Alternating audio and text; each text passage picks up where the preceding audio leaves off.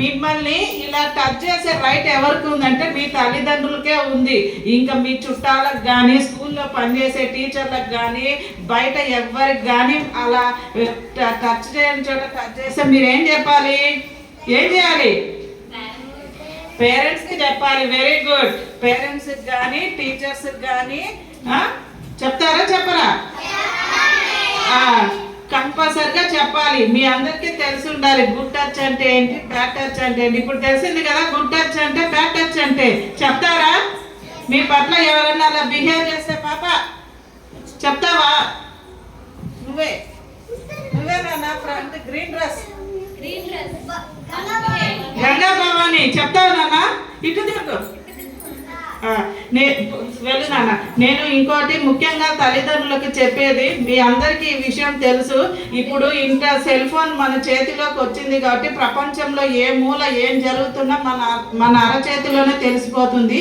ఇప్పుడు పసిపిల్లలు, చనిపోయే వృద్ధులకి కూడా ఎలాంటి రక్షణ లేదు. కాబట్టి నేను పిల్లలకి, తల్లిదండ్రులకి చెప్పేదంటే, ఇప్పుడు ఈ పిల్లలు చిన్నపిల్లలు కాబట్టి వాళ్ళు ప్రతిరోజు స్కూల్ నుంచి రాగానే మీకు ఈరోజు స్కూల్లో ఎట్లా గడిచింది అని వాళ్ళని ఒక్క 5 నిమిషాలు, మీరు ఎంత బిజీలో ఉన్నా కూడా తాతలు కానీ ఎవరైతే వాళ్ళు స్కూల్ నుంచి ఇంట్లోకి వచ్చేటప్పుడు ఎవరైతే ఉంటారో వాళ్ళని దగ్గర తీసుకొని మీకు ఈరోజు స్కూల్లో ఎట్లా జరిగింది అని ప్రతిరోజు అడగమని నేను తల్లిదండ్రులకి రిక్వెస్ట్ చేస్తున్నాను. చేస్తారమ్మా తల్లిదండ్రులు ఆ పని? చేస్తారా? పేరెంట్స్ నుంచి ఏం సౌండ్ రావట్లేదు. Very good. నిరోషనే కదా మిగతా వాళ్ళు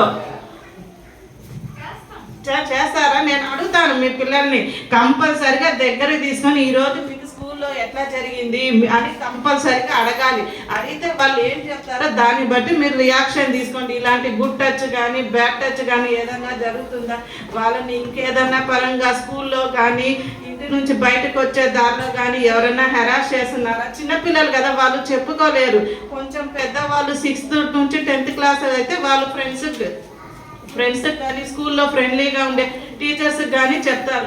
ఈ చిన్నపిల్లలు ఏంటంటే వాళ్ళకి చాక్లెట్ అనో, బిస్కెట్ అనో ఆశ చూపించి మీ ఇంట్లో చెప్తే చంపేస్తాం ఏదో ఒకటి చెప్తారు. చిన్నపిల్లలు కాబట్టి వాళ్ళు భయపడిపోతారు.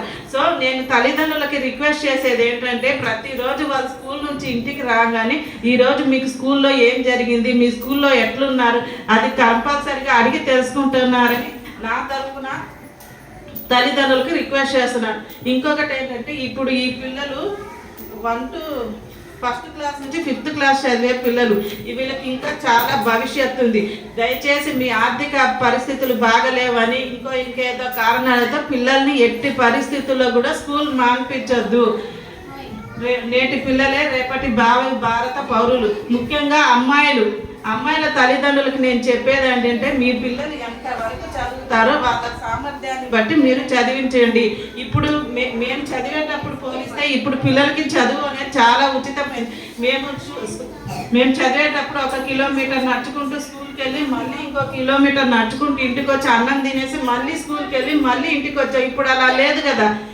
మీరు ఒక్కసారి స్కూల్లో అడుగు పెడితే మళ్ళీ సాయంత్రమే మీరు కాలు బయట పెట్టేది. స్కూల్లోనే మీకు మధ్యాహ్న భోజన పథకం అన్నీ లభిస్తున్నాయి. కాబట్టి బాగా చదువుకొని ఈ అండకుండాల గ్రామానికి మంచి పేరు తీసుకురావాలని కోరుకుంటున్నాను. నాకు ఈ అవకాశాన్ని ఇచ్చిన స్కూల్ యాజమాన్యానికి ధన్యవాదాలు తెలుపుకుంటున్నాను. Thank you.